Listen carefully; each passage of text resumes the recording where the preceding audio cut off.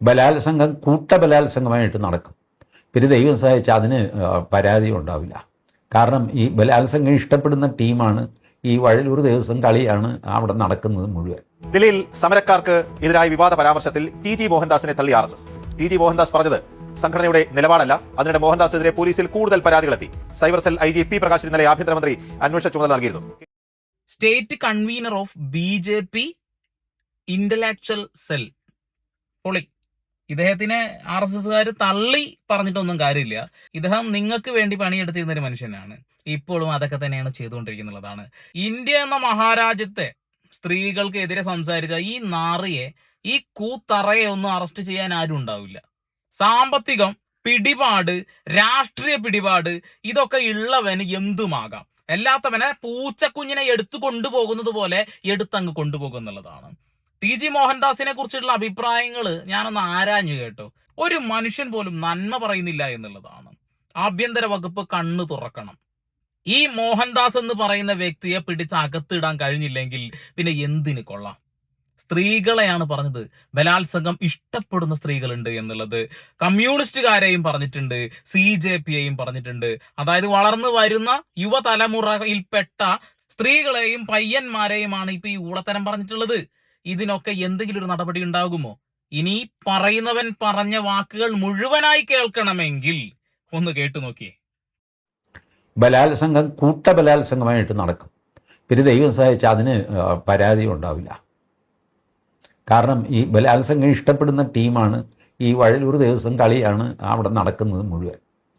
ബലാത്സംഗം ഇഷ്ടപ്പെടുന്ന സ്ത്രീകളുണ്ടല്ലോ, പെൺകുട്ടികളുണ്ട്. അതാരാ?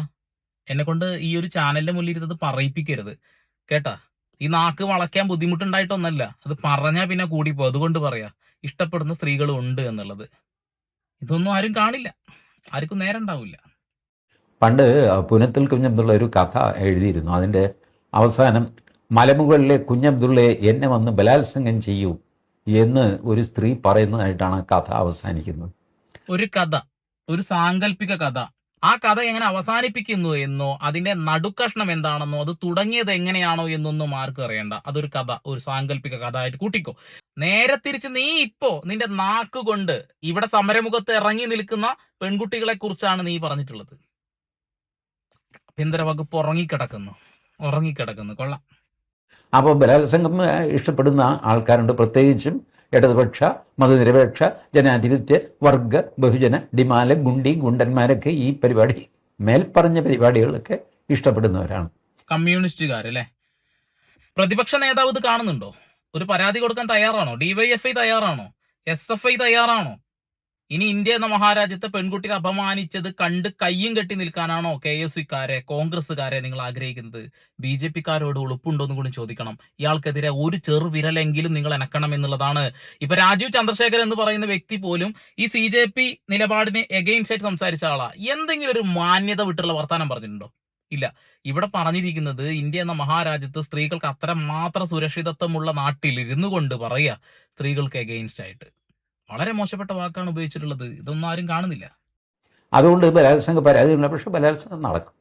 അതിനിടയ്ക്ക് ആരെങ്കിലും ചത്തു കഴിഞ്ഞാൽ അടുത്ത രക്തസാക്ഷിയായി. രക്തസാക്ഷികൾ സിന്ദാബാദ്, പകരം ഞങ്ങൾ ചോദിക്കും, ഡിങ്കിടി ഡിങ്കിൻ ഡിഗ് ഡിങ് ഡിങ് എന്ന് പറഞ്ഞ്. ഒരു കാറ്റടിച്ച പറന്നു പോകുന്ന ആരോഗ്യമുള്ളൂ.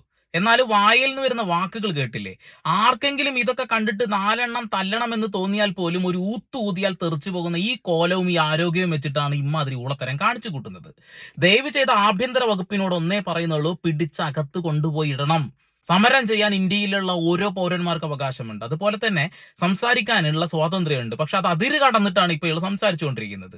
സ്ത്രീകൾക്കെതിരെയാണ് സംസാരിക്കുന്നത്. കഴിഞ്ഞില്ല. ഇത് കഴിഞ്ഞ് പറഞ്ഞ മറ്റു വാക്കുകൾ കൂടി നിങ്ങൾ കേൾക്കണം. CJPക്ക് എഗെയിൻസ്റ്റ് ആയിട്ട് പറഞ്ഞതാ. സമരമുഖത്ത് ഇറങ്ങിയ വിദ്യാർത്ഥിനികളെ വെടിവെച്ച് കൊല്ലുമെന്നൊക്കെ പറയുന്നു. ഒന്ന് കേട്ടു നോക്കിയേ.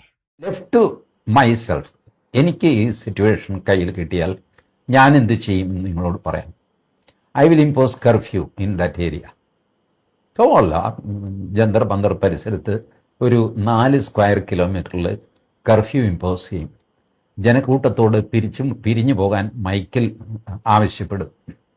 3 തവണ ആവശ്യപ്പെടും. പിന്നെ വെടിവയ്ക്കും. ആളുകൾ ചിതറിയോടും. കുറേ പേര് മരിക്കും, കുറേ പേര് മരിക്കില്ല, കുറേ പേർക്ക് അംഗഭംഗം സംഭവിക്കും. ഏകദേശം ഒരു 4 മണിക്കൂർ കൊണ്ട് ഈ രംഗം ശാന്തമാകും. ശവങ്ങൾ പെറുക്കി ആശുപത്രിയിലെത്തിക്കും. So many things will happen. എങ്ങനെയാ മറുപടി പറയാ? 4 തെറി വിളിക്കണം എന്ന് ആഗ്രഹമുണ്ട്. ഇത് കൊച്ചു കുട്ടികൾ പോലും കാണാൻ സാധ്യതയുള്ള ഒരു വീഡിയോ ആണ്. അതുകൊണ്ടാണ് അത് പറയാത്തത് എന്നുള്ളതാണ്. എന്താണ് പെറുക്കിയെടുക്കും? എന്താ കടുകുമണി നിലത്ത് വീണതുപോലെ മരിച്ചു വീഴുന്ന അല്ലെങ്കിൽ വെടിവെച്ച് കൊന്ന് താഴെ വീണ് കിടക്കുന്ന ആളുകളെ പെറുക്കിയെടുക്കും. കൊള്ളാം. നിങ്ങളൊക്കെ അധികാരത്തിൽ വന്നു കഴിഞ്ഞാൽ എന്താ സംഭവിക്കാന്ന് ഇപ്പൊ ഏകദേശം ഒരു പിടി കിട്ടിയിട്ടുണ്ട് എന്നുള്ളതാണ്. ഇനി ഇവരെന്താണെന്ന്, TG എന്താണെന്ന് നിങ്ങൾക്ക് കേൾക്കണം. ടി.ജി. മോഹൻദാസ് BJP ബൗദ്ധിക സെല്ലിന്റെ സംസ്ഥാന കൺവീനറായിരുന്നു ഇയാൾ. ബൗദ്ധിക സെൽ, ഇന്റലക്ച്വൽ സെല്ലിന്റെ സ്റ്റേറ്റ് കൺവീനറായിരുന്നു ബുദ്ധിജീവിയാണ്, അവരുടെ ബുദ്ധിജീവി. 97-ൽ ഭാരതീയ വിചാര കേന്ദ്രത്തിന്റെ ജനറൽ സെക്രട്ടറി ആയിരുന്നു അദ്ദേഹം അയാൾ. 2006-ൽ വൈസ് പ്രസിഡന്റുമായിരുന്നു ഇയാൾ, ഈ ടി.ജി. മോഹൻദാസ്. എന്ന് വെച്ചാൽ ഏതെങ്കിലും മാനസിക അപഭ്രംശം ഉണ്ടായിരിക്കുന്ന, ഈ സ്വന്തം പക്ഷത്തിന് തോൽവി ഉണ്ടായതിൽ ഇങ്ങനെ അങ്ങേയറ്റം നിലംപറ്റി തോറ്റുപോകുന്ന അവസ്ഥയിൽ എന്തൊക്കെയോ വിളിച്ചു പറഞ്ഞ ഒരാളായിട്ടല്ല നമ്മൾ ഇയാളെ കാണേണ്ടത്. ഇയാൾ ഇതുപോലെ രാജ്യം ഭരിക്കുന്ന പാർട്ടിയാണല്ലോ BJP നമ്മുടെ രാജ്യം ഭരിക്കുന്ന പാർട്ടിയാണ്. നമ്മുടെ എല്ലാം സംരക്ഷണം ഇരിക്കുന്ന കേന്ദ്ര സർക്കാരിന് അത് കേന്ദ്ര സർക്കാരിൽ പ്രവർത്തിക്കുന്ന ഈ BJP എന്ന രാഷ്ട്രീയ പാർട്ടിയുടെ നേതാവായിരുന്ന ആളാണ്. അവരുടെ ഇന്റലക്ച്വൽ സെൽ വെച്ചാൽ അവർക്ക് ബൗദ്ധികമായിട്ട് ഉപദേശം കൊടുക്കാൻ മാത്രം ശേഷിയുള്ള സംസ്ഥാനത്തെ കൺവീനറായിരുന്നു ഓർക്കണം നമ്മൾ. അപ്പോൾ അയാളാണ്. അപ്പോൾ BJP യഥാർത്ഥത്തിൽ ഞാൻ കരുതിയത് ഈ പ്രസ്താവന വന്നാൽ ഉടനെ BJP ഇതേക്കുറിച്ച് പ്രതികരിക്കണ്ടേ. നമ്മുടെ BJP സംസ്ഥാന അധ്യക്ഷനായുള്ള രാജീവ് ചന്ദ്രശേഖരൻ ഉൾപ്പെടെ ഈ ഇപ്പോൾ നടക്കുന്ന CJPയുടെ സമരത്തെക്കുറിച്ച് എതിരഭിപ്രായങ്ങളുണ്ട്. അദ്ദേഹം അത് ഫേസ്ബുക്കിലും വാർത്താ സമ്മേളനത്തിലൊക്കെ പറഞ്ഞിട്ടുണ്ട്. അദ്ദേഹത്തിന് ഈ സമരത്തോട് വിയോജിപ്പുണ്ട്. അദ്ദേഹത്തിൻ്റെതായിട്ടുള്ള ഭാഷയിൽ അദ്ദേഹം പറഞ്ഞിട്ടുണ്ട്. ഒരുപാട് BJP RSS നേതാക്കൾ ഈ സമരത്തെ തള്ളി പറയുന്നുണ്ട്, എതിർക്കുന്നുണ്ട്, നല്ല രൂക്ഷമായിട്ട് തന്നെ വിമർശിക്കുന്നുണ്ട്. അത് അവർക്ക് അവകാശമുള്ളതാണ്, അത് അവർക്ക് ചെയ്യാം. കാരണം അവരുടെ രാഷ്ട്രീയ പക്ഷത്തിനെതിരെ സമരം നടക്കുന്നു, അവരുടെ രാഷ്ട്രീയ ആംഗിളിൽ നിന്നുകൊണ്ട്, ലൈനിൽ നിന്നുകൊണ്ട് അവർക്ക് വിമർശിക്കാം. അതാണ് രാജ്യത്തെ സ്ഥിതി. പക്ഷേ ഇയാൾ ചെയ്തിരിക്കുന്ന അതല്ല, വിമർശനമല്ല. ഇയാൾ എന്താ പറഞ്ഞിരിക്കുന്നത്? അതായത് ഈ സമരത്തിലുള്ള ആളുകളെ വെടിവെച്ച് കൊല്ലണം, ശവം നിലത്ത് വീഴണം, കുറേ ശവങ്ങളെടുത്ത് മാറ്റണം, ബലാത്സംഗം ചെയ്യണം. കാരണം ആ സ്ത്രീകൾ ബലാത്സംഗം ഇഷ്ടപ്പെടുന്ന ആളുകളാണ്. ഇത് ഈ പ്രത്യേകമായിട്ട് ഇടതുപക്ഷത്തിലെ സ്ത്രീകളെ പ്രത്യേകമായിട്ട് തന്നെ പറഞ്ഞ ചില പരിഹാസ സ്ഥലത്തൊക്കെ പറഞ്ഞിട്ട് അവരെ ബലാത്സംഗം ചെയ്യണം. ബലാത്സംഗം ചെയ്യുമ്പോഴും ചിലർ കൊല്ലപ്പെടും. അവരുടെ ശവം എടുത്ത് മാറ്റണം എന്നാണ് ഇയാൾ പറയുന്നത്. ഇവിടെ എത്തിയെന്ന് ആലോചിച്ചു. എവിടെ എത്തി ഇയാൾ ഈ വർത്തമാനം പറയുന്നത്? എങ്ങനെയാണ് കേരളം പോലുള്ള സ്ഥലത്ത് ഇയാൾക്ക് ഇങ്ങനെ വർത്തമാനം പറഞ്ഞ് പോകാൻ പറ്റുന്നത്? BJPയുടെ ഇന്റലക്ച്വൽ സെല്ലിന്റെ കൺവീനറായിരുന്ന, പിന്നെ എന്താണ് ഭാരതീയ വിചാര കേന്ദ്രത്തിന്റെ ജനറൽ സെക്രട്ടറിയും വൈസ് പ്രസിഡന്റും ആയിരുന്ന ഇയാൾ ഈ പറഞ്ഞിരിക്കുന്ന തോന്നിവാസങ്ങൾക്കെതിരെ ഒരു വർത്തമാനം പറയാനുള്ള ഉത്തരവാദിത്തം നിശ്ചയമായിട്ടും ആ സംഘടനകൾക്കില്ലേ? തീർച്ചയായിട്ടും ഉണ്ട്. പക്ഷെ പറയില്ല. അവരിപ്പോ തള്ളി വിടുകയാണ്. ഇയാള് ഞങ്ങളുടെ ആരുമല്ല എന്നുള്ളത്. പക്ഷെ തെളിവൂടെ കിടക്കുക എന്നുള്ളതാണ്. മുഖ്യമന്ത്രി, ആഭ്യന്തര വകുപ്പ് രണ്ടുപേരും കൃത്യമായി ഇടപെടലുകൾ നടത്തേണ്ട ഒരു വിഷയം തന്നെയാണ് ഇത്. ഇവിടെ CJPയെ സപ്പോർട്ട് ചെയ്യുന്നുണ്ട് കോൺഗ്രസ് രാഷ്ട്രീയ പാർട്ടി. അവരുടെ കൂടെ സമരമുഖത്ത് ഇറങ്ങിയപ്പോ കേരളത്തിന്റെ ബഹുമാനപ്പെട്ട മുഖ്യമന്ത്രി പോലും അവിടെ പോയിട്ട് ആ പരിപാടിയിൽ പങ്കെടുത്തതാ. അതുകൊണ്ട് ഞാൻ പറയുകയാണ്, കേരളത്തിലുള്ള സ്ത്രീകളെ, ഇന്ത്യ എന്ന മഹാരാജ്യത്തെ സ്ത്രീകളെ കുറിച്ചിട്ടാണ് ഈ മണകൊണാഞ്ചൻ ഓരോന്ന് പറഞ്ഞിട്ടുള്ളത്. ദയവ് ചെയ്ത് ആക്ഷൻ എടുക്കണം എന്നുള്ളതാണ്. കഴിഞ്ഞില്ല. ഇനി മറ്റൊരു വയോധികനെ കൂടി ഞാൻ കാണിച്ചു തരാം. എന്തൊക്കെയാണ് പറയുന്നത് കേൾക്കണ്ടേ? ഞാൻ അവരെ വിളിക്കാൻ ഉദ്ദേശിക്കുന്നത് ചൈനീസ് ജനതാ പാർട്ടി എന്നാണ്. അല്ലെങ്കിൽ കോക്രോച്ച് ജമാഅത്തെ പാർട്ടി എന്ന് വിളിക്കുന്നതും ഒരു പക്ഷേ ശരിയായിരിക്കും. ചുരുക്കത്തില് വിദേശ ശക്തികളുടെ കയ്യിൽ പന്താടാൻ നിന്ന് കൊടുക്കുകയാണ് നിർഭാഗ്യവശാൽ വഴി തെറ്റിക്കപ്പെട്ട രാജ്യത്തെ ചില യുവാക്കള്. ഒരു നിയമവിദഗ്ധൻ എന്ന് പറഞ്ഞ് അണ്ടർലൈൻ ചെയ്തുകൊണ്ടിരിക്കുന്ന ഒരാള് അങ്ങനെയൊന്നും പറയാൻ കൊള്ളില്ല. അതായത് കോക്രോച്ച് ജമാഅത്ത് പാർട്ടി, ചൈനീസ് ജനതാ പാർട്ടി എന്നൊക്കെ അങ്ങനെയാണ് താങ്കൾ അതിനെ ക്യാരക്ടറൈസ് വിശേഷിപ്പിച്ചു പോയത്. BJPയെ ബിസിനസ് ജനതാ പാർട്ടി എന്ന് വിളിക്കുക. ഈ പറയുന്ന നിതിൻ ഗഡ്കരിയുടെ മോന് മാത്രം അതിനോടെ കമ്പനി അങ്ങ് എഴുതി കൊടുത്തല്ലോ, പോയി ബിസിനസ് ജനതാ പാർട്ടി എന്ന താങ്കൾ പോയി BJP വിളിക്കുക. അതെ, കുറെ വകതിരിവില്ലാത്ത ആളുകൾ നമ്മുടെ സമൂഹത്തിൽ ഉണ്ട് എന്നുള്ളതാണ്. ചേർത്ത് വെക്കേണ്ടവരെ ചേർത്ത് വെക്കണം. സമരം ചെയ്യാനുള്ള സ്വാതന്ത്ര്യം നമുക്ക് എല്ലാവർക്കും ഉണ്ട്. നമ്മുടെ സമരം ചെയ്തുകൊണ്ടേയിരിക്കും.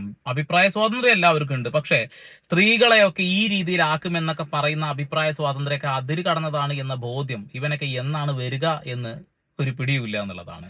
അപ്പോ പരമാവധി ഷെയർ ചെയ്യുക. വീണ്ടും വരെ പുതിയ വാർത്താവിശേഷങ്ങളുമായി സൈനിങ് ഓഫ്.